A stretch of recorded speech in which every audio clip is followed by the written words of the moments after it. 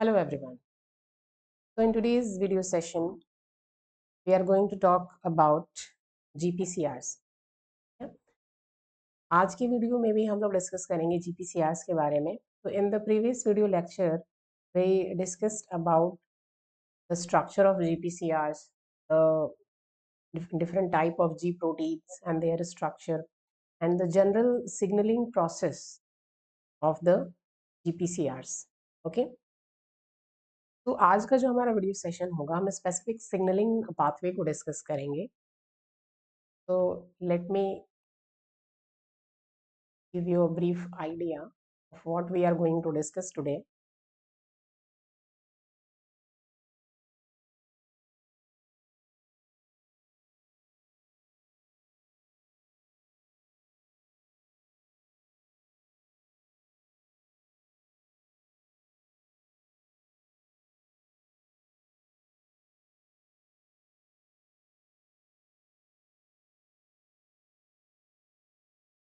तो आज का जो हमारा वीडियो सेशन है बेसिकली CMP पाथवे बेस्ड है. ठीक है, this is also related to GPCRs.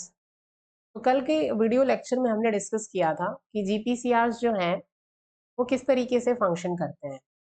Okay, तो what are GPCRs? G protein coupled receptors. Okay, G protein coupled receptors.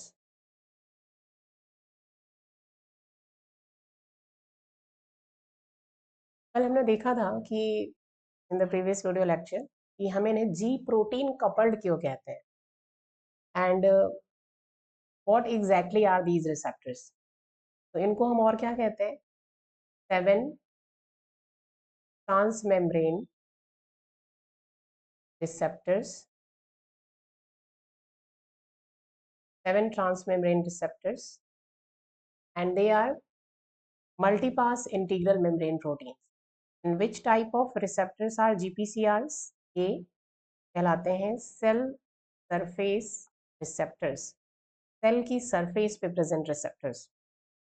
ठीक है, क्यों GPCR से इतने इम्पोर्टेंट है और क्यों हम क्योंकि ये आपकी यूनिट 4 का टॉपिक है. ठीक है, unit 4 cell signalling and cell communication का ये टॉपिक है आपका. और सेल सिग्नलिंग में जो सबसे ज्यादा इम्पोर्टेंट सिग्नलिंग है वो है GPCR mediated signalling. And why this signalling is important? तो in the previous video lecture of GPCR we discussed कि GPCR जो है काफी सारे आपके फिजियोलॉजिकल प्रोसेसेस को रेगुलेट करते हैं and that is why they are very important. GPCRs regulate many physiological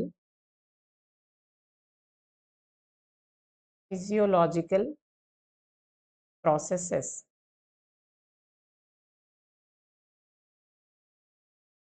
And they are involved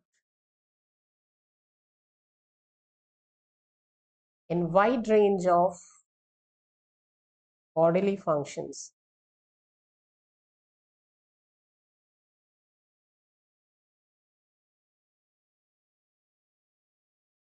Okay, so these GPCRs they regulate many physiological processes. अगर हम कुछ processes की बात करें तो we can take some example कि which type of processes in which GPCRs are involved, like sensation. अब sensation में जैसे कि हमारी जो सेंसेस हैं, साइट या यू कैन से विजन जो होता है, स्मेल, टेस्ट, इन सब में भी GPCRs जो है वो इन्वॉल्व होते हैं. GPCRs are involved in these sensations.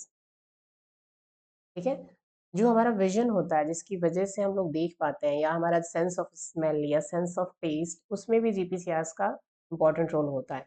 तो यहाँ पर अगर हम GPCRs, कई बार ये समझना थोड़ा मुश्किल होता है कि कि इन सेंसेस में जीपीसीआर का क्या रोल है। तो जैसे कि हमने देखा था कि ये इस तरीके से 7 ट्रांसमेम्ब्रेन रिसेप्टर्स होते हैं और इनका जो एक्स्ट्रा सेलुलर ये जो डोमेन होता है वहां पर आके सिग्नल बाइंड करता है। तो अगर हम सेंसेस की बात करें तो ये सिग्नल, सपोज हम डिस्कस कर रहे हैं कि vision, how the GPCRs help us to see things, हमारे विजन में जीपीसीआरस कैसे हेल्प करते हैं। तो सपोज जीपीसीआर है और इस जीपीसीआर को आप कहोगे जो विजन के लिए रिस्पॉन्सिबल है। There are different type of GPCR, हमने पढ़ा था प्रीवियस वीडियो लेक्चर कि this is the largest family of cell surface receptors, largest known family. ठीक है, तो ये सिग्नल, अगर ये जीपीसीआर रोडोप्सिन है, रोडोप्सिन हम रॉड सेल्स और कॉन सेल्स के बारे में पढ़ते हैं आईज में, तो ये जो जीपीसीआर है बेसिकली इसको हम कहते हैं रोडोप्सिन्स, रॉड सेल्स में प्रेजेंट। और ये इसके लिए सिग्नल क्या होगा, signal will be photons of light. तो यहाँ पे सिग्नल जो होगा एक फोटोन होगा लाइट का और ये इस जीपीसीआर से बाइंड करेगा जिसका नाम है rhodopsin, and then a signalling process will be activated. तो इसको भी हम डिस्कस करेंगे इन डिटेल क्योंकि यहाँ से भी आपको 4 मार्क्स में क्वेश्चन प्रीवियस ईयर्स में पूछे गए हैं कि विजन में इन्वॉल्व जीपीसीआर्स किस तरीके से सिग्नलिंग प्रोसेस के थ्रू मेक अस और enable us to see things और हेल्प इन आवर विजन। यहाँ पे कैसे photons के through these GPCRs are activated and how these GPCRs initiate a signaling cascade which enables us to see things। ठीक है, तो इसको हम डिस्कस करेंगे। तो यहाँ पे या फिर अगर हम स्मेल की बात करें, ठीक है, तो यहाँ पे ये जो सिग्नल्स हैं वो क्या होंगे, ओडोरेंट्स होंगे, different type of smell will be the signal and GPCR different तरीके के यहाँ पे फिर जीपीसीआर इन्वॉल्व होंगे। So these GPCRs are involved in all these sensational processes like sight, smell, taste। तो हमारे जो senses हैं इसमें भी इनका important role होता है। Then to talk about some other functions, so this one is one example। Then our behavior and mood, हमारा जो behavior है and mood है ये भी depend करता है, इसमें भी GPCRs जो हैं important role play करते हैं। Then they also mediate responses to hormones। ठीक है, कई सारे हॉर्मोन्स के जो रिस्पॉन्स है उसको भी ये मीडिएट करते हैं। जैसे कि अब ये कैसे करेंगे, आपको सिर्फ यहाँ पे इन चीज़ों को रट नहीं लेना है, समझ के करना है। ठीक है, इन सब के एग्जांपल्स भी हम लेंगे। We are just discussing the different functions in which the GPCR are involve. ठीक है, जैसे कि हमने, अगर हम हॉर्मोन्स की बात करें तो let's say we have this hormone and the name of this hormone is epinephrine which is involved in the flight or fight response। Epinephrine और इसको हम क्या कहते हैं, एड्रेनलिन। जीपीसीआर, अब एक चीज और आपको ध्यान रखनी है कि सेम सिग्नलिंग मॉलिक्यूल जो है, यहाँ पे एपिनेफ्रिन क्या है, सिग्नल्स। जीपीसीआर के सिग्नल्स क्या क्या हो सकते हैं, what can be the extra cellular signals that will bind to the GPCRs? The signals can be hormones, the signals can be neurotransmitters, signals can be, अगर वो विजन के लिए है तो यहाँ पे सिग्नल फोटोन हो सकता है, अगर स्मेल के लिए तो वहाँ पे डिफरेंट टाइप की स्मेल ऑडोरेंट्स हो सकते हैं वहाँ पे सिग्नल। ठीक है, पेप्टाइड्स हो सकते हैं, हॉर्मोन्स हो सकते हैं, न्यूरोट्रांसमीटर्स हो सकते हैं, प्रोटीन्स हो सकते हैं, ये सब सिग्नल की तरह काम करते हैं। डिफरेंट टाइप के सिग्नल्स होते हैं, डिफरेंट टाइप के जीपीसीआरस भी होते हैं। कई बार सेम सिग्नल डिफरेंट जीपीसीआर से बाइंड करते हैं। जैसे कि यहाँ पे अगर हम बात करें कि एक सिग्नल है एपिनेफ्रिन, तो ये सिग्नल क्या है, हार्मोन है। जैसे अभी हमने विजन के लिए डिस्कस किया था कि विजन के लिए सिग्नल क्या होगा, फोटोन ऑफ लाइट। तो यहाँ पे एपिनेफ्रिन जो है is the signal for the GPCR, और इस जीपीसीआर को let's say the name of this GPCR is adrenergic receptor. Adrenergic क्यों कहा, क्योंकि the hormone epinephrine is also called adrenaline, तो यहाँ पे हमने इस रिसेप्टर को दे दिया नाम एड्रेनर्जिक रिसेप्टर। ये जीपीसीआर जो है एड्रेनर्जिक रिसेप्टर है। दो तरीके के इसमें एड्रेनर्जिक रिसेप्टर्स होते हैं, अलग अलग सेल्स में अलग अलग तरीके के। ठीक है, तो सेम सिग्नलिंग मॉलिक्यूल जो है वो डिफरेंट जीपीसीआर से बाइंड कर सकता है। जैसे कि यहाँ पे एक एग्जाम्पल हमने लिया, कि दूसरा हम एग्जाम्पल ले लेते हैं कि यहाँ पे एक और जीपीसीआर प्रेजेंट है ठीक है, let me draw this. Here we have another GPCR present, and minute,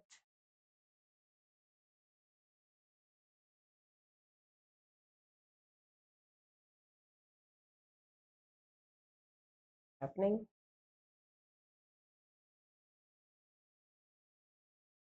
Let me draw it over here.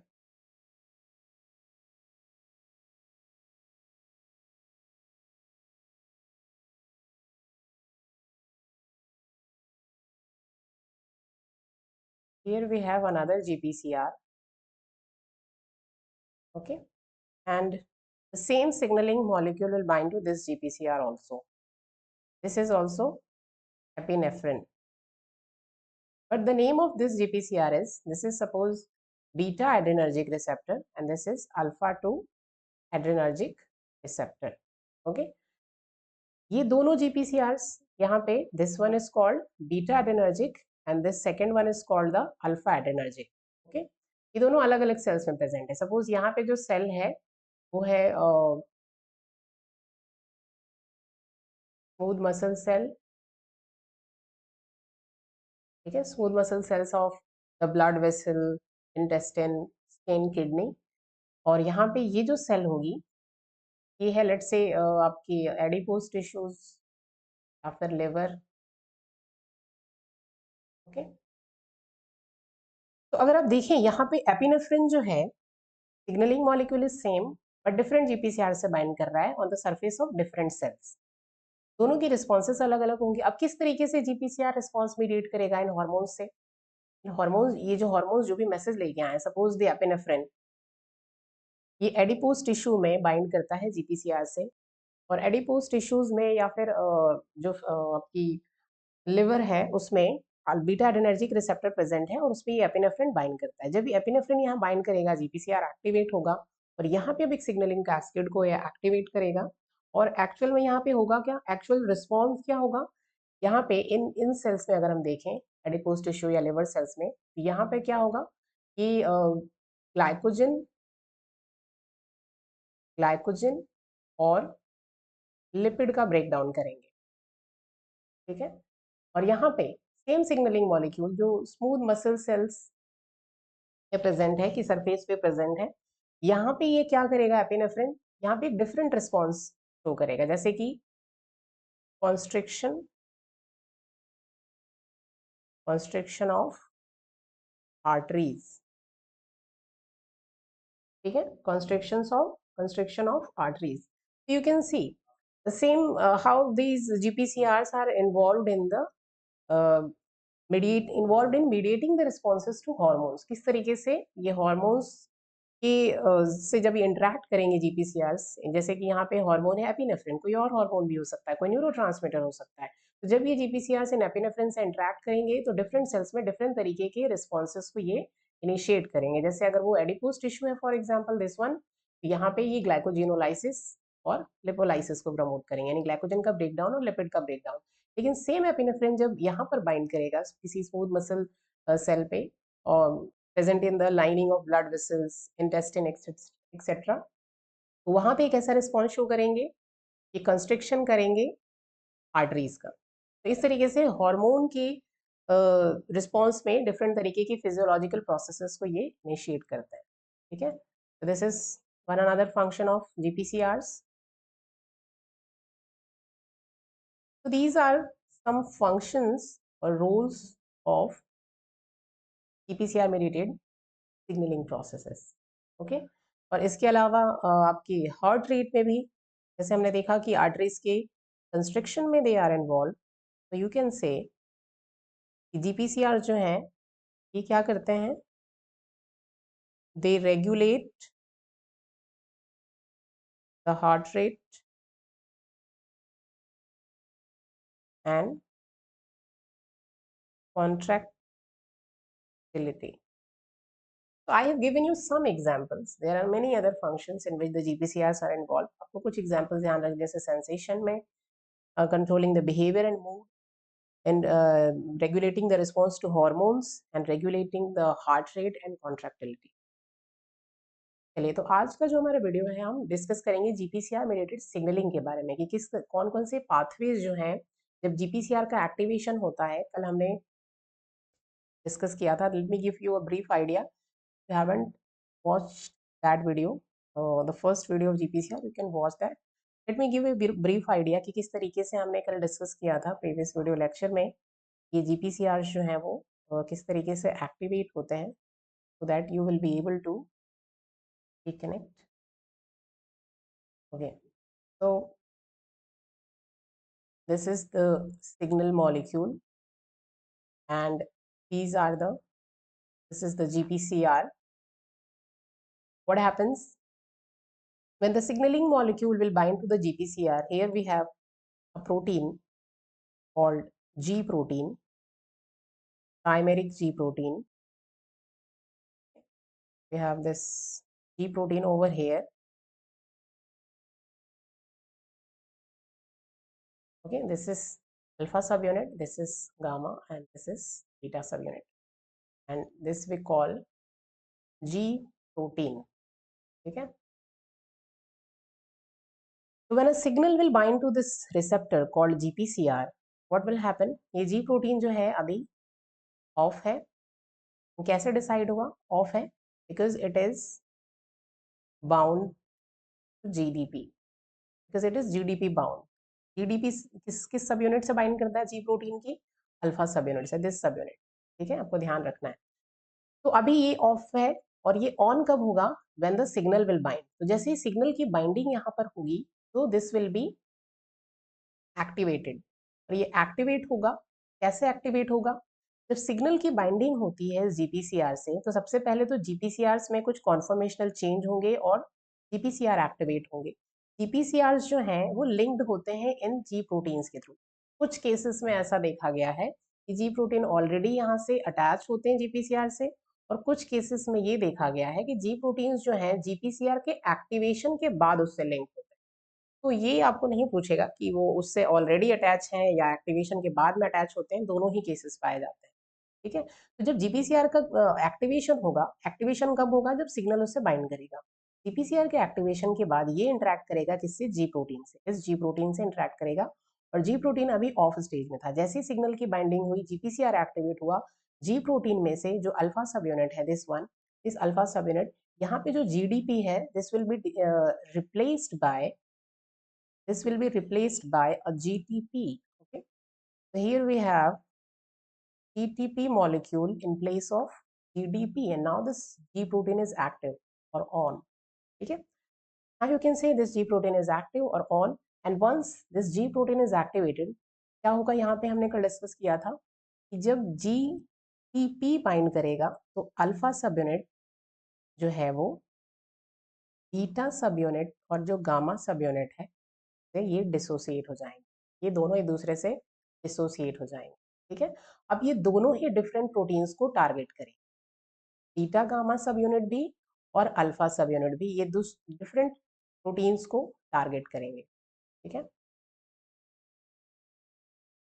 Generally हम डिस्कस करते हैं अल्फा के बारे में। ठीक है, ऐसा नहीं है, बीटा और गामा जो डाइमर्स हैं ये भी कुछ कई प्रोटीन्स को टारगेट करते हैं, फिर उनके थ्रू एक सिग्नलिंग कास्केड इनिशिएट होता है, और वो सिग्नलिंग कास्केड जो है वो किसी पर्टिकुलर इवेंट को स्टार्ट करता है, और फिर उसके थ्रू जो भी फिजियोलॉजिकल चेंजेस हैं सेल के अंदर वो होते हैं।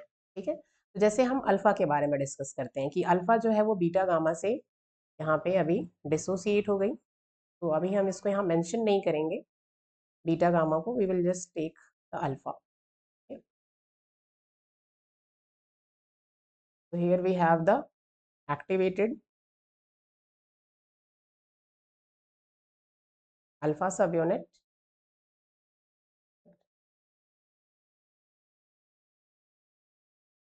So here we have the activated alpha subunit. Why it is activated? Because it is bound to GTP. So this G इसको आप कह सकते हो G alpha.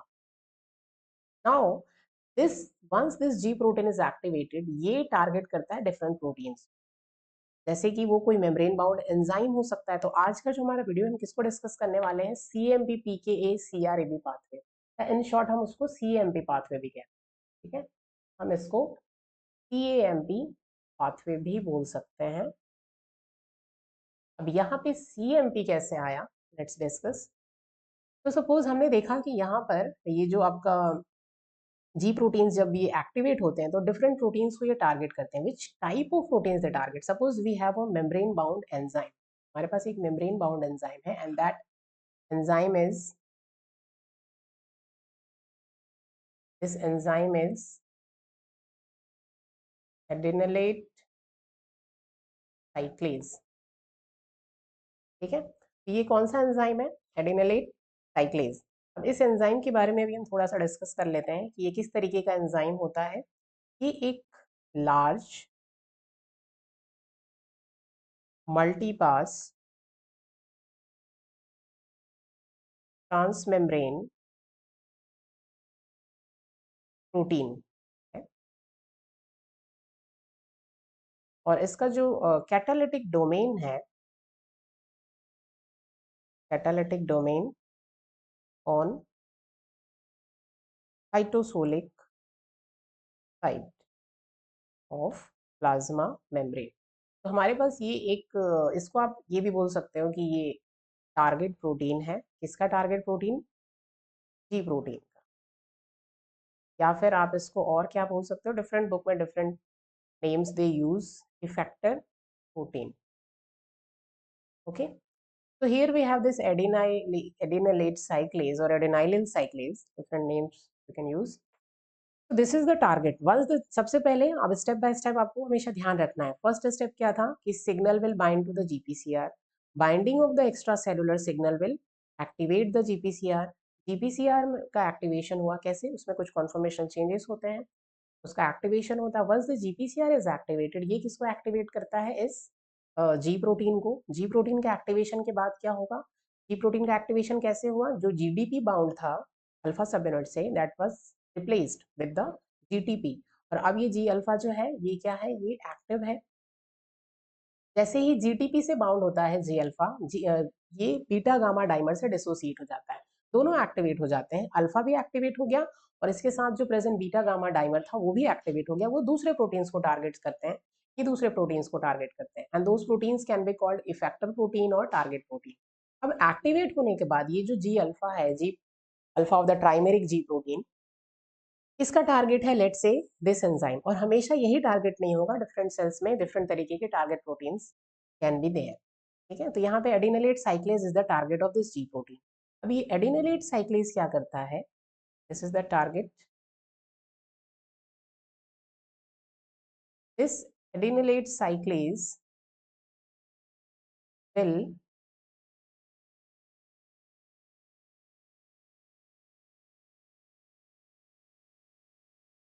तो एडिनोलेट साइक्लेज क्या है? एक एंजाइम है basically, membrane bound enzyme. Okay, और you can say a protein, this enzymes are proteins. तो दिस एडिनोलेट साइक्लेज ये ATP से CAMP का फॉर्मेशन करता है। ठीक है, ATP से साइक्लिक AMP का फॉर्मेशन करता है। CAMP है क्या? और यहाँ पे हम इसी CAMP की पाथवे के बारे में डिस्कस करने वाले हैं। तो अगर आप लोगों ने देखा कि कैसे हुआ ये CAMP पाथवे, GPCR का एक्टिवेशन हुआ, जी प्रोटीन का एक्टिवेशन हुआ, और जी जो प्रोटीन का जो अल्फा सब यूनिट है वो उसने किसको एक्टिवेट किया? एडिनोलेट साइक्लेज को। और एडिनोलेट साइक्लेज जो है वो ब्रेन में प्रेजेंट एक एंजाइम है, तो ATP से CAMP का फॉर्मेशन करता है। और CAMP क्या होता है? Second messenger. ये एक सेकेंड मैसेंजर की तरह काम करता है इन सिग्नलिंग पाथवेज में। ठीक है, तो ये था प्राइमरी मैसेंजर, ये सिग्नल, और यहाँ पे इस प्राइमरी मैसेंजर को हमने, प्राइमरी मैसेज को किस में ट्रांसफॉर्म कर दिया? इस सेकेंड मैसेंजर में।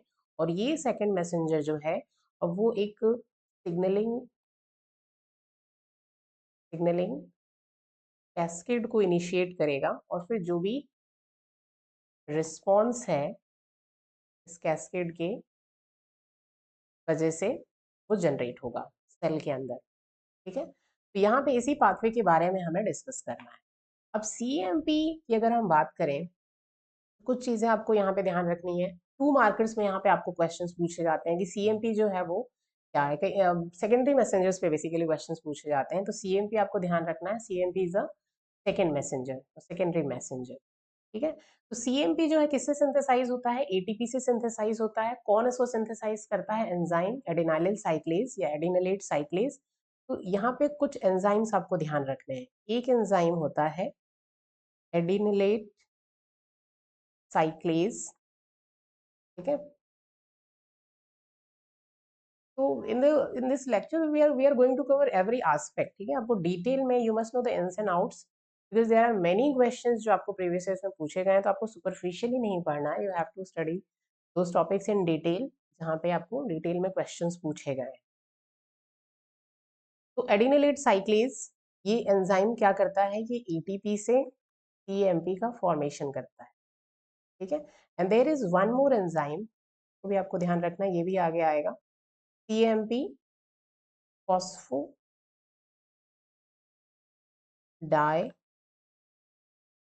esterase. Okay, there is another enzyme CMP phosphodiesterase. अब ये enzyme क्या है? The name itself is indicating phosphodiesterase. ये phosphodiester bond को break करेगा, yes, in the CMP, और CMP को ये cleave करता है। ये enzyme क्या करता है? destroy CMP। तो CMP जो है वो जब किसी सिग्नल के रिस्पॉन्स में उसका प्रोडक्शन होता है, और फिर जब उसका रोल खत्म हो जाता है तो CMP फॉस्फोडाइस्टरेज उसको डिस्ट्रॉय कर देता है। तो ये जो इसका जो प्रोडक्शन है वो एक तरीके से शॉर्ट लिव्ड होती है। काफी ज्यादा टाइम के लिए CMP का जो लेवल है, जब वो किसी सिग्नल के रिस्पॉन्स में इंक्रीज होता है, और कुछ टाइम के बाद जब ये प्रोसेस कंप्लीट हो जाती है, जो भी प्रोसेस के लिए CMP का प्रोडक्शन हुआ है, उसके बाद CMP का डिस्ट्रक्शन हो जाता है by another enzyme called cyclic EMP फॉस्फोडाइस्टरेज, ठीक है। चलिए अब हम देखते हैं कि CMP आगे चल के क्या करता है। यहाँ तक तो हमने देख लिया कि CMP का प्रोडक्शन कैसे हुआ। नाउ वी विल डिस्कस कि अब ये CMP कौन से सिग्नलिंग कास्केड को एक्टिवेट करता है, और ये सिग्नलिंग कास्केड जो है किस रिस्पॉन्स को, ठीक है, कौन सा रिस्पॉन्स प्रोड्यूस करता है उस सेल के अंदर। Okay,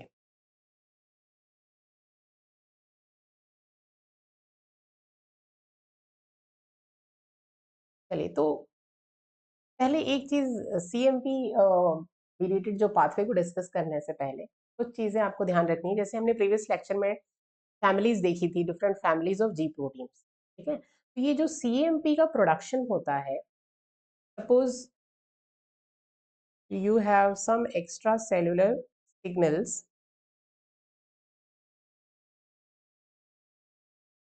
in one category. Here we have some other extracellular signals.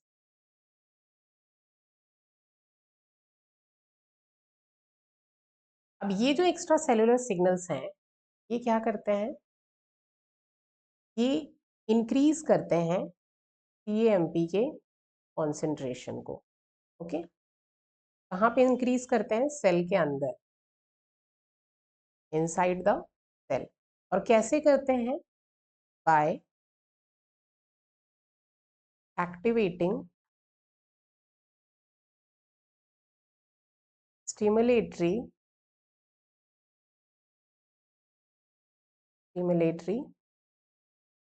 G protein, okay, जिसका एग्जाम्पल है GS, ठीक है। कुछ एक्स्ट्रा सेलुलर सिग्नल्स जो हैं वो क्या करते हैं, ये डिक्रीज करते हैं CMP कॉन्सेंट्रेशन को या उसके लेवल को बाय एक्टिवेटिंग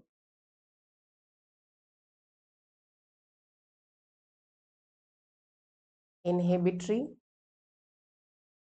G प्रोटीन, जिसका एग्जाम्पल है GI, ठीक है। तो आपको ध्यान रखना है कि कुछ एक्स्ट्रा सेलुलर सिग्नल्स किसके थ्रू वर्क करते हैं, एक स्टिमुलेटरी G प्रोटीन के थ्रू, स्टिमुलेटरी G प्रोटीन के थ्रू, जिसका एग्जाम्पल है GS। और कुछ एक्स्ट्रा सेलुलर सिग्नल जो है वो CMP कॉन्सेंट्रेशन को डिक्रीज करते हैं, और कैसे करते हैं ये, by activating the inhibitory G protein, जिसका एग्जाम्पल है GI।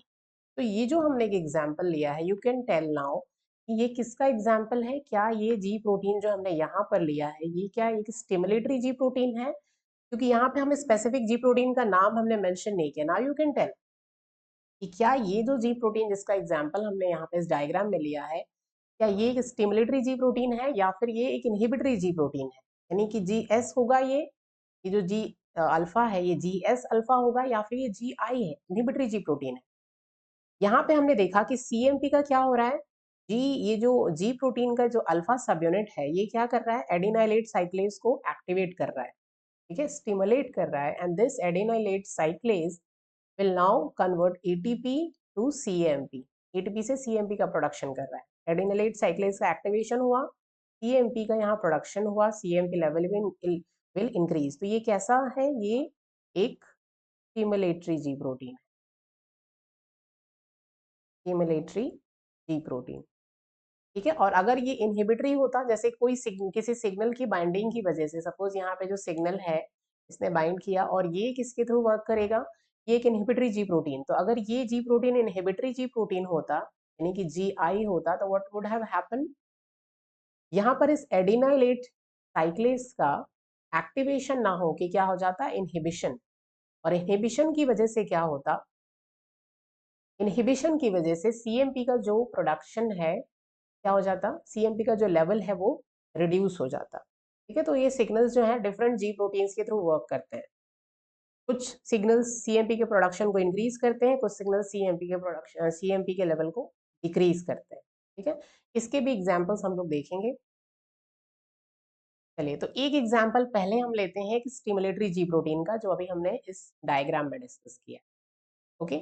और सीएमपी का एक्टिवेशन हमने देख लिया कि कैसे होता है। अब सीएमपी आगे चल के अब किस कैस्केड को एक्टिवेट करेगा, वी विल डिस्कस दैट, ठीक है। तो अगर हम okay, so now on the right side you can see we have a diagram. So CAMP dependent protein kinase A mediates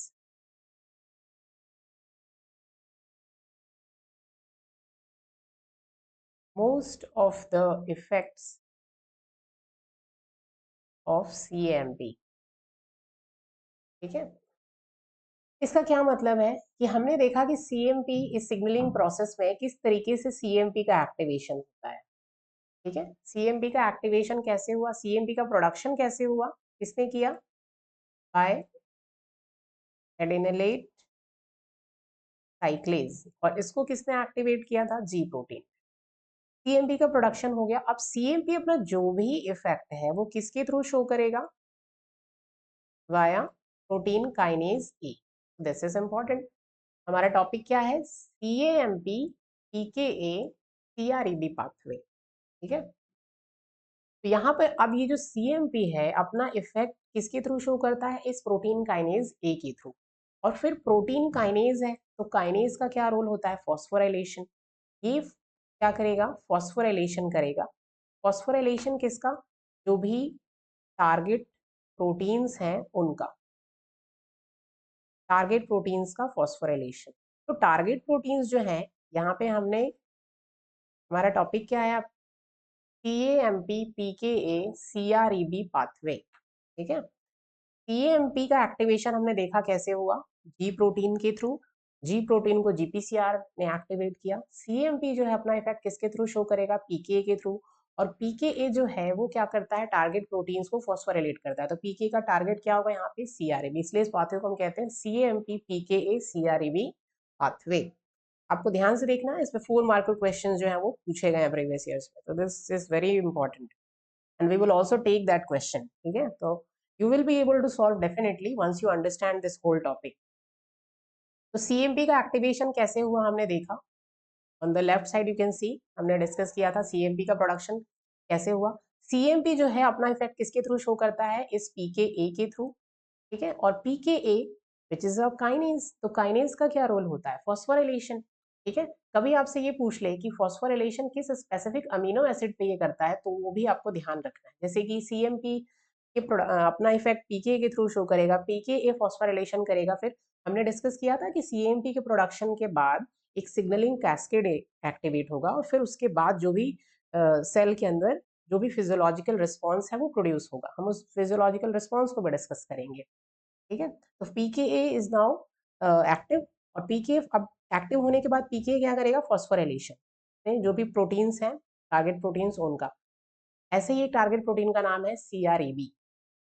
ठीक है, इसको हम लोग डिस्कस करेंगे। फुल फॉर्म्स आप चाहें तो याद रख सकते हैं, ऐसे फुल फॉर्म आपसे नहीं पूछने वाले हैं। सीआरईबी का फुल फॉर्म होता है सीआरई बाइंडिंग प्रोटीन, अभी हम देखेंगे इस डायग्राम में। फॉस्फोरिलेशन जो है वो किस पे होता है, स्पेसिफिक सीरीन और थ्रियोनिन अमीनो एसिड पे। ठीक है, तो प्रोटीन काइनेज ए जो है वो कैसा काइनेज है, serine threonine kinase. Different type की काइनेजेस जो हैं, जब वो टारगेट प्रोटीन पे फॉस्फेट ग्रुप को ऐड करते हैं, फॉस्फोराइलेशन करते हैं, तो स्पेसिफिक अमीनो एसिड पे करते हैं। और यहाँ पे जब सीआरईबी को वो फॉस्फोराइलेट करेंगे तो किस पे फॉस्फोराइलेट करेंगे, सीरीन या फिर थ्रियोनिन अमीनो एसिड जो होगा उस प्रोटीन का, वहां पे फॉस्फोराइलेशन। क्लियर है? तो यहाँ पर अब इस डायग्राम में हम लोग डिस्कस करते हैं। These two diagrams are enough for you to understand this whole pathway.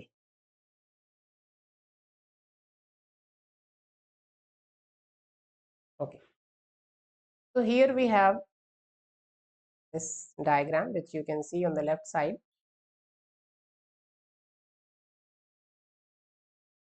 यहाँ पे you can see these red bubbles, they are cyclic AMPs, CAMP. Okay?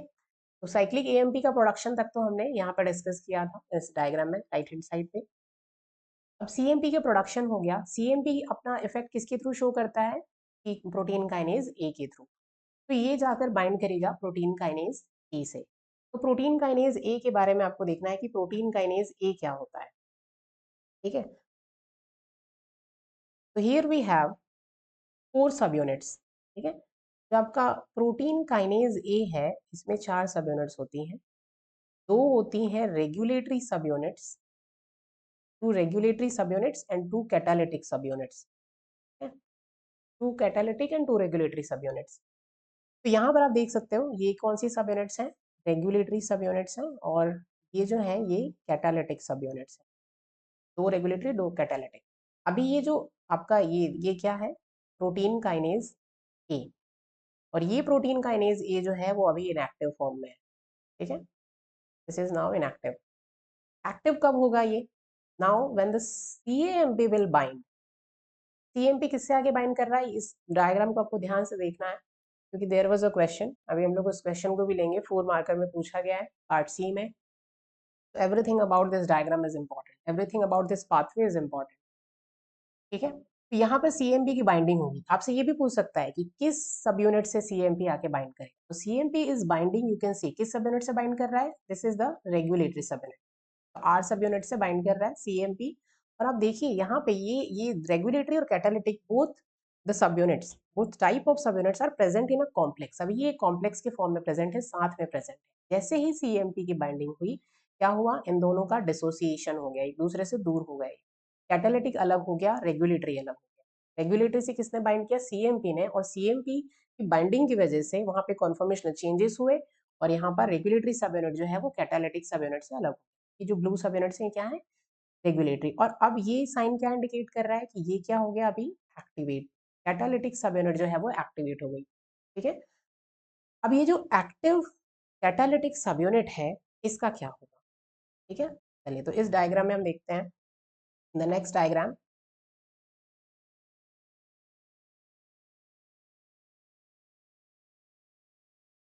let me enlarge this so that you can, okay, चलिए तो हमने देखा कि ये पीके जो है इनएक्टिव फॉर्म में है। यहाँ पर क्या हुआ, साइक्लिक ईएमपी की बाइंडिंग की वजह से ये रेगुलेटरी सब यूनिट जो है ये अलग हो गई, और ये कैटालिटिक सब यूनिट यहाँ पर अलग। और ये जो पीके है, ये जो प्रोटीन काइनेज है, अब ये क्या कहलाएगा आपका, active protein kinase. This is the activated PK. Catalytic subunit जो है, अब रेगुलेटरी का रोल क्या था, रेगुलेटरी का जो रोल है ऐसा, इसके रोल के बारे में नहीं पूछेगा आपको, but still if you want, if you have doubt कि फिर रेगुलेटरी का क्या रोल था जब वो उससे अलग ही होना था, तो regulatory is important for the localization of protein kinase, उसको लोकलाइज करके रखता है वहां पे साइटोसोल में, ठीक है। That is the role of regulatory subunit. और जैसे ही अब सिग्नल आया तो पीकेए को क्या होना है, एक्टिवेट होना है। किसके रिस्पॉन्स में एक्टिवेट होना है, इस सीएमपी के रिस्पॉन्स में। सीएमपी की बाइंडिंग हुई तो रेगुलेटरी सब यूनिट अलग, कैटालिटिक अलग, ठीक है। अब ये जो एक्टिवेटेड पीकेए है, जो कैटालिटिक सब यूनिट है उसकी, वो कहाँ पे मूव करेगी, न्यूक्लियस के अंदर। तो this is the nucleus, okay, किसके थ्रू, न्यूक्लियर कोर के थ्रू। नाउ यू कैन सी ये जो कैटालिटिक सब यूनिट है, दिस ब्लू वन, ये किससे बाइंड करता है, इनएक्टिव सीआरईबी से। सीआरईबी क्या है, CRE binding protein. so let me write, this is CRE binding protein, इसीलिए इसको हम क्या कहते हैं, CREB।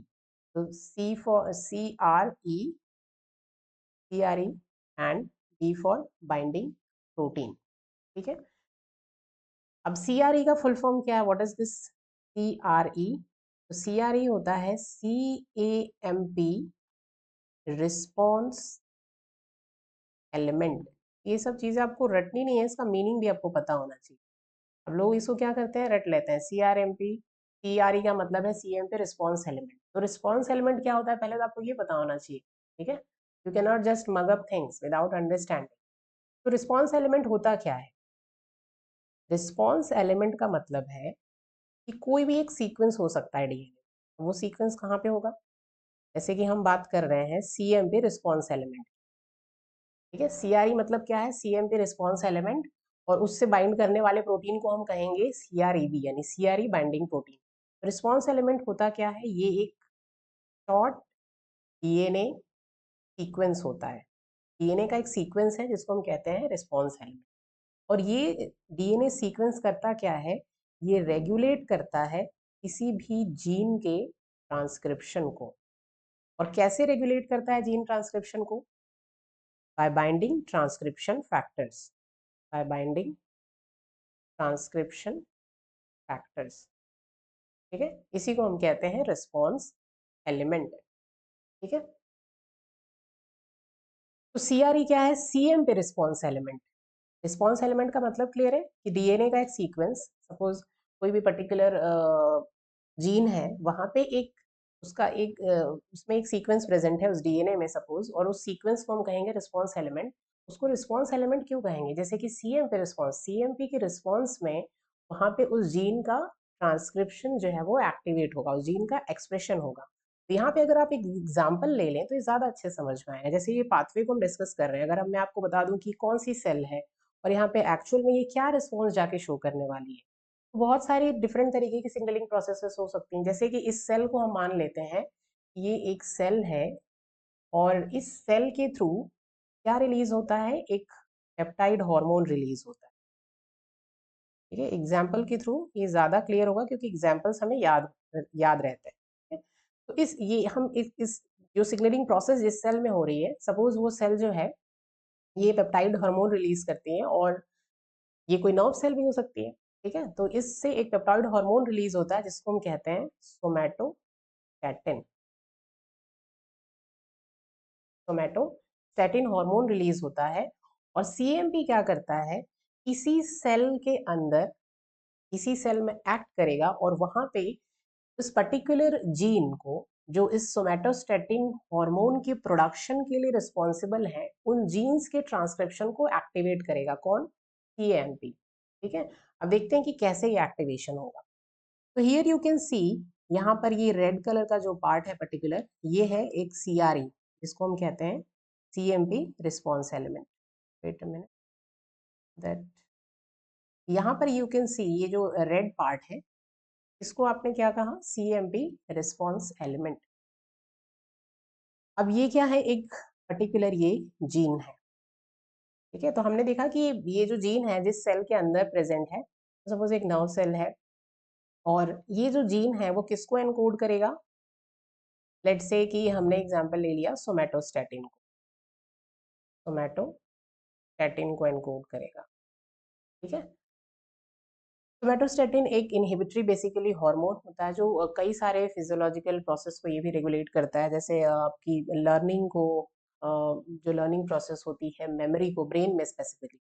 सपोज ये प्रोसेस हम मान सकते हैं कि कोई नर्व सेल है, वहाँ से ये पेप्टाइड हार्मोन रिलीज हो रहा है और सोमैटोस्टैटिन, और उस हार्मोन को रिलीज करवाने की जो प्रोसेस है उसमें इस सीएमपी का क्या रोल है। ठीक है, तो यहाँ पे ये जीन आप देख सकते हैं, ये पर्टिकुलर ये पूरा जो स्ट्रक्चर है ये एक जीन है, और इसी जीन के ट्रांसक्रिप्शन से इस पर्टिकुलर एक पर्टिकुलर इसके सीक्वेंस के एक्सप्रेशन से ये सोमैटोस्टैटिन जो हार्मोन है वो बनेगा। ठीक है, तो अब यहाँ पे सीएमपी का क्या रोल है, हमने देखा सीएमपी ने किसको एक्टिवेट किया, यहाँ पर पीके को एक्टिवेट किया, और पीके कहाँ पे मूव कर रहा है, न्यूक्लियस के अंदर मूव कर रहा है। पीके का टारगेट, अब हमने देखा कि पीके क्या करता है, फॉस्फोराइलेशन। आपको ये जो सीक्वेंस है तो साथ में ध्यान रखना है। ठीक है, let me draw so that you do not forget the sequence. सबसे पहले सीएमपी का एक्टिवेशन होगा, सीएमपी से सीएमपी बना, उसने पीके को एक्टिवेट किया, और पीके जो है अब क्या करेगा, ये फॉस्फोराइलेशन करेगा अपने टारगेट का, टारगेट प्रोटीन का, और यहाँ पे इसका टारगेट क्या है इस पर्टिकुलर सेल के अंदर, टीआरईबी। ठीक है, ओके, तो इस सीक्वेंस को आपको ध्यान रखना है। सीएमपी का प्रोडक्शन कैसे हुआ था वो ध्यान रखना है, जी प्रोटीन सॉरी एडिनलेट साइक्लेज के थ्रू, और एडिनलेट साइक्लेज को किसने एक्टिवेट किया था, जी प्रोटीन ने। जी प्रोटीन को किसने एक्टिवेट किया था, जी प्रोटीन को जी प्रोटीन को एक्टिवेट किया था जीपीसीआर ने। तो ये सीक्वेंस आपको साथ में ध्यान रखना है, otherwise you will forget the link. ठीक है, चलिए, तो कहाँ पे थे हम, हमने देखा कि पीके मूव करेगा न्यूक्लियस में, और पीके जो है इस ग्रीन कलर के जो स्ट्रक्चर को आप देख रहे हैं ये है सीआरई।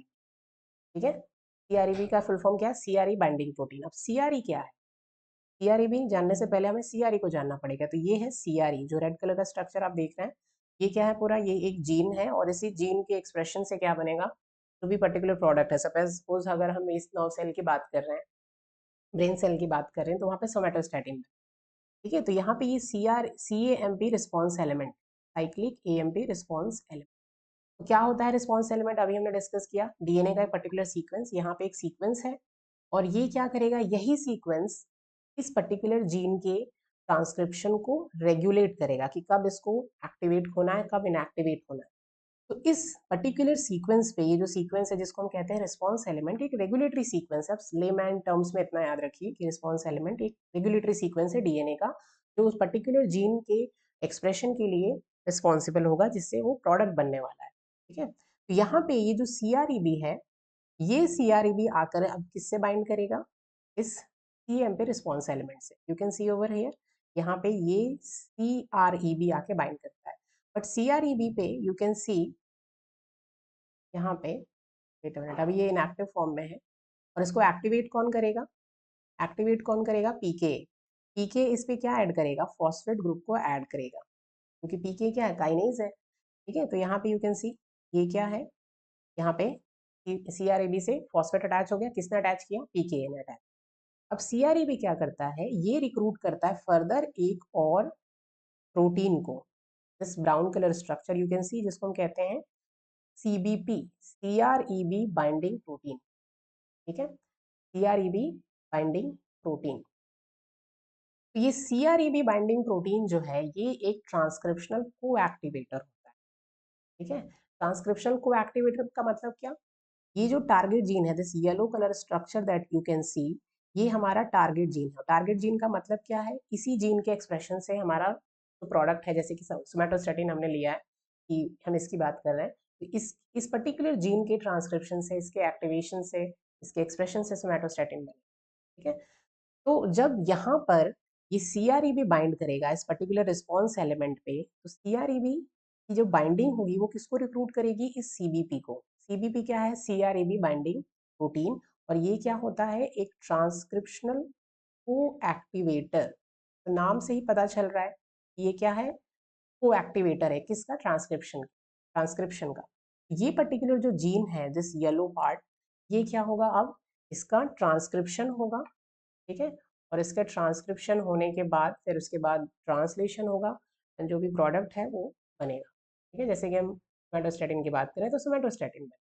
तो इस तरीके से CMP जो है ये पूरी प्रोसेस को एक्टिवेट करता है। यहाँ पे सेल ने क्या रिस्पॉन्स प्रोड्यूस किया, सोमेटोस्टैटिन का यहाँ पर प्रोडक्शन होगा, ठीक है। और उसमें आपको ये ध्यान रखना है कि CMP का क्या रोल है, ये सारे कीवर्ड्स ध्यान रखने हैं कि CMP सबसे स्टेप बाय स्टेप हम एक बार क्विक इसको रिवाइज करते हैं कि सबसे पहले हमने डिस्कस किया, एक minute, okay, so in this diagram we can quickly revise everything. Okay, you can see the signal molecule will bind to the GPCR. GPCR का एक्टिवेशन हुआ और GPCR के एक्टिवेशन के बाद क्या होता है, जो G प्रोटीन है, this is the G protein, this is GS alpha, ठीक है।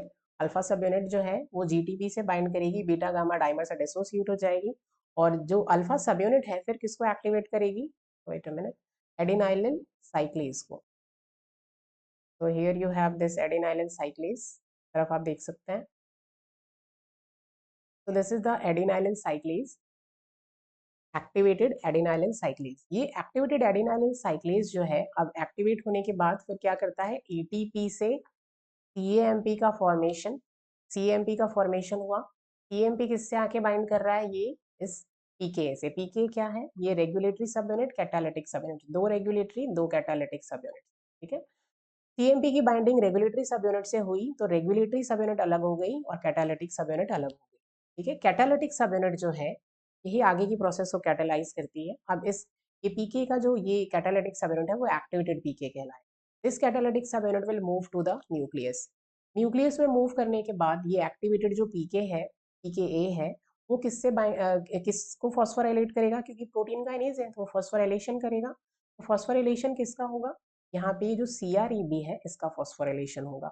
CREB का फॉस्फोराइलेशन हो गया और अब ये कहाँ जाके बाइंड करता है, ये इस CREC CMP response element, gene में प्रेजेंट एक एक रेगुलेटरी सीक्वेंस है जो इस पर्टिकुलर टारगेट जीन के ट्रांसक्रिप्शन को एक्टिवेट करेगा। तो इसी रिस्पॉन्स एलिमेंट पे आके ये CREB phosphorylated CREB will bind. ये फॉस्फोराइलेटेड CREB जो है ये CBP को रिक्रूट करेगा। CBP क्या है, एक ट्रांसक्रिप्शन को एक्टिवेटर है। जब ये ट्रांसक्रिप्शन को एक्टिवेटर बाइंड करेगा यहाँ पे तो इस पर्टिकुलर टारगेट जीन का अब यहाँ पे ट्रांसक्रिप्शन होगा, then this gene will be expressed to produce its product, ठीक है। तो this is the whole CAMP PKA CREB pathway. Okay, now we can take a question over here and you can solve this question, ठीक है। चलिए, तो what is the question, ये question आपको 4 marker में पूछा गया है last year. This is question of part C, previous year में आपको पूछा गया था। This is a very good question to practise what we have just discussed. चलिए, what is the question, the CAMP PKA CREP pathway regulates many important biological processes. कई सारी biological processes को ये रेगुलेट करता है। जैसे अभी आप एक एग्जांपल भी दे सकते हो, जैसे कि हमने देखा कि किसका प्रोडक्शन किया, जैसे कि सोमेटोस्टैटिन का प्रोडक्शन हुआ, ठीक है। और सोमेटोस्टैटिन का जो प्रोडक्शन है, एक छोटा सा सिग्नल, छोटा सा सिग्नल क्या था, CAMP। और ये सिग्नल कैसा होता है, शॉर्ट लिव्ड सिग्नल होता है। फ्रैक्शन ऑफ सेकंड्स के लिए CAMP एक्टिवेट होगा और ये शॉर्ट लिव्ड सिग्नल जो है एक लॉन्ग टर्म रिस्पॉन्स प्रोड्यूस कर रहा है। लॉन्ग टर्म रिस्पॉन्स क्या है, जैसे कि हमने देखा कि फॉर एग्जाम्पल कि सोमेटोस्टैटिन का प्रोडक्शन हुआ, एक पेप्टाइड हार्मोन है, ठीक है। सोमेटोस्टैटिन का प्रोडक्शन हुआ और सोमेटोस्टैटिन बहुत सारे बॉडीली फंक्शंस को रेगुलेट करता है, जैसे कि हार्मोन्स का रिलीज हो गया, और बेसिकली एक इनहिबिटरी हार्मोन होता है। लर्निंग की जो प्रोसेस है उसमें इसका इंपॉर्टेंट रोल होता है, जो आपकी मेमोरी बिल्ड होती है उसमें भी इसका इंपॉर्टेंट रोल होता है, न्यूरोप्लास्टिसिटी में इसका इंपॉर्टेंट रोल होता है। तो इस तरीके से सिग्नलिंग प्रोसेस जो है एक लॉन्ग टर्म रिस्पॉन्स प्रोड्यूस करती है, ठीक है। तो एग्जाम्पल से अगर आप ध्यान रखें, याद रखें, तो it will be very interesting और इजी टू रिमेंबर। चलिए, what is the question, CAMP PKA CREB pathway regulate many biological processes from hormone synthesis। See, we discussed, इस हार्मोन का सिंथेसिस हमने देखा, सोमेटोस्टैटिन। हार्मोन सिंथेसिस और भी examples हो सकते हैं, ऐसा नहीं कि सिर्फ यही एक एग्जांपल है। तो from hormone synthesis to inducing long term memory in the brain, यही हमने एक एग्जांपल लिया था अभी, long term memory in the brain. तो following statements describe the effects of mutations. यहाँ पे ये सिंपल क्वेश्चन नहीं है, ये एक एनालिटिकल क्वेश्चन है, यहाँ म्यूटेशंस बात की गई है। तो ऐसा नहीं कि सिर्फ पाथवे आपने पढ़ा तो पाथवे के स्टेप्स हमेशा आपसे पूछेंगे, एनालिटिकल क्वेश्चंस भी पूछे जाते हैं इसमें। Mutations in the components of the pathway. अब कंपोनेंट्स क्या क्या हैं इसमें, काफ़ी सारे कंपोनेंट्स हैं, जी प्रोटीन्स हैं, आपके पीकेए है, पीकेए की सब यूनिट्स हैं, तो ये सारे आपको ध्यान रखना है क्या क्या कंपोनेंट्स हैं। पहले तो आपको कंपोनेंट्स याद होने चाहिए। जी प्रोटीन है, ठीक है, जी प्रोटीन का कौन सा सब यूनिट इंपॉर्टेंट है हमारे लिए यहाँ पर, जी एस। जी प्रोटीन कौन सा है, जी एस है, वो भी ध्यान रखना है। कौन सी सब यूनिट उसकी इंपॉर्टेंट है हमारे लिए, जी अल्फा। और क्या कंपोनेंट्स हैं, जी एम पी कंपोनेंट है। और क्या है component, pKa is the component. PKa के दो कैटालिटिक सब यूनिट्स और दो रेगुलेटरी सब यूनिट, ठीक है। और क्या कंपोनेंट्स हैं इसके अलावा, CREB, ठीक है। तो ये सारे कंपोनेंट्स हैं। चलिए अब देखते हैं क्या स्टेटमेंट्स आपको दिए गए हैं। म्यूटेशन हो जाए अगर कंपोनेंट्स में, ठीक है, following statement describe the effect of mutation in the components of the pathway on gene transcription by CREB। तो अगर इस पाथवे के कंपोनेंट्स में अगर कोई म्यूटेशन होगा तो उसका क्या प्रभाव पड़ेगा उस पर्टिकुलर जीन के ट्रांसक्रिप्शन पे बाय द CREB। चलिए फर्स्ट स्टेटमेंट क्या है, a loss of function mutation in CAMP binding site of PKA regulatory subunit leads to inactivation of the gene expression. बहुत ही इजी क्वेश्चन है, अगर आप कॉन्सेप्ट्स को समझ लें तो बहुत इजी है, ठीक है, ऐसे रट के नहीं करना है आपको।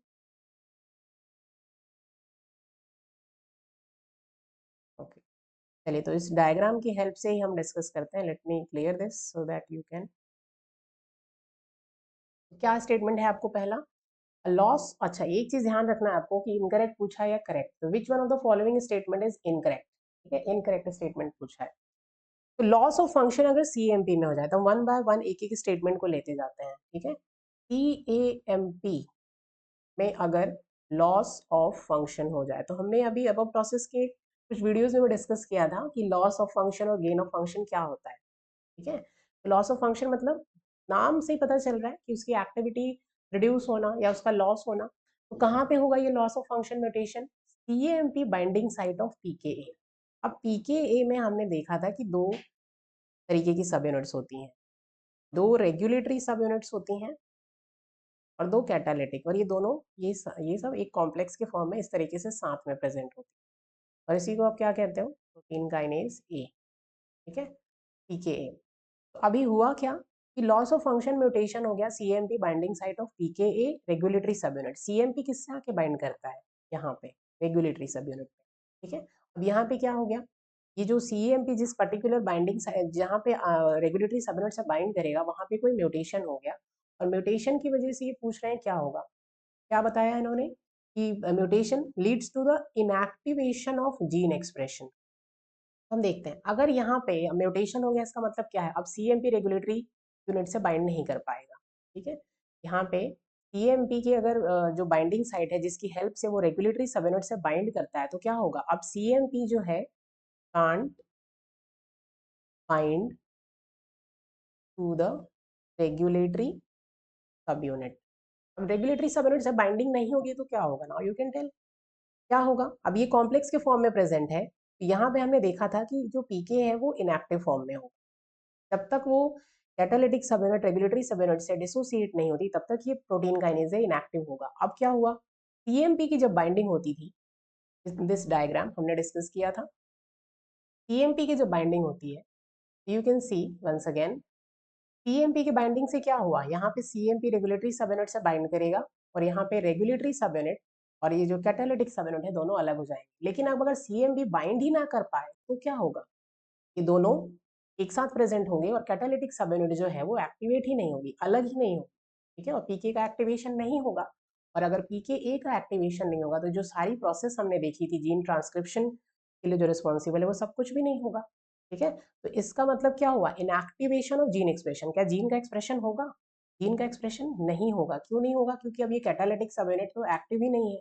जब ये एक्टिव ही नहीं होगी तो ये सारी प्रोसेस जो हमने न्यूक्लियस में देखी थी ये कुछ भी नहीं, ठीक है, क्योंकि ना तो CREB का फॉस्फोराइलेशन होगा, ना फिर CVP का रिक्रूटमेंट होगा, और इस जीन का ट्रांसक्रिप्शन भी नहीं होगा। तो दिस स्टेटमेंट इज करेक्ट, ठीक है, हमें इनकरेक्ट पूछा है। वैसे स्टेप बाय स्टेप आपको एक एक स्टेटमेंट्स को लेते जाना है और सॉल्व करना है। चलिए सेकंड स्टेटमेंट, फर्स्ट क्या है, करेक्ट है, हमें इनकरेक्ट पूछा है, तो फर्स्ट स्टेटमेंट जो है is wrong. Actually it is right but हमें इनकरेक्ट पूछा।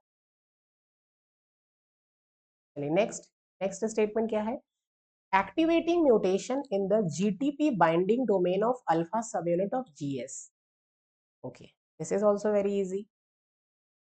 हमने देखा था कि जो जी प्रोटीन होता है, suppose this is the plasma membrane और यहाँ पे प्रेजेंट है जी प्रोटीन, ठीक है, यहाँ पे अल्फा है, then here we have gamma and then here we have beta, ठीक है। तो कहाँ पे म्यूटेशन हुआ, activating mutation in the GTP binding domain of alpha सब यूनिट।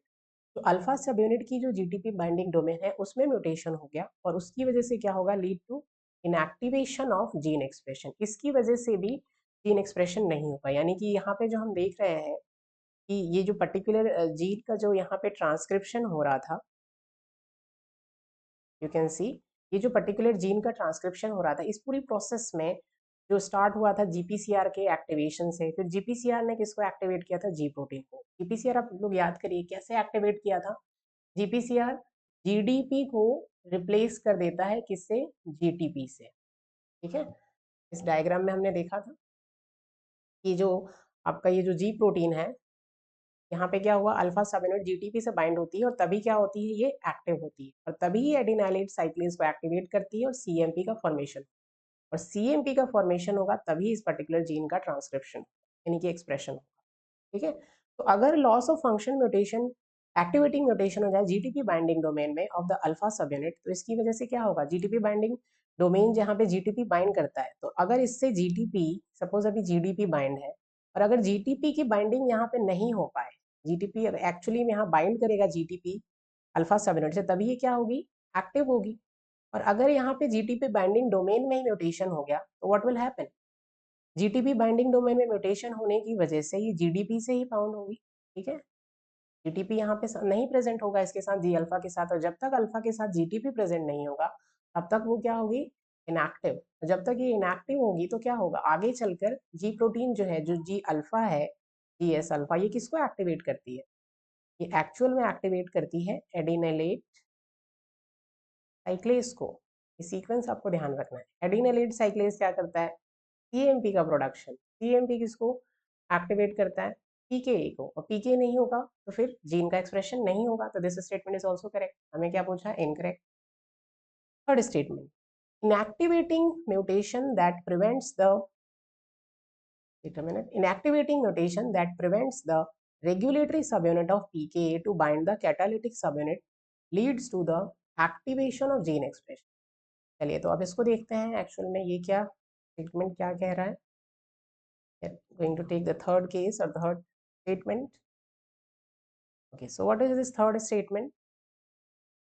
Inactivating mutation हुआ है और इस inactivating mutation की वजह से we have this inactivating mutation।